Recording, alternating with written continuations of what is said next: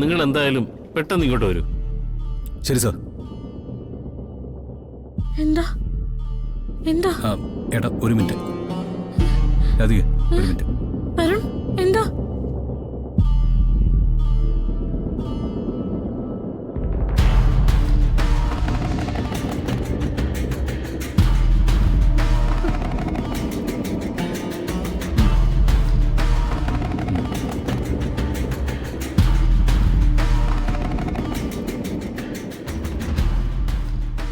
രാധിക, ഞാനും ഏട്ടനും കൂടെ കുറച്ച് ദൂരേക്ക് പോയി അന്വേഷിച്ചാലെന്ന് കരുതുക.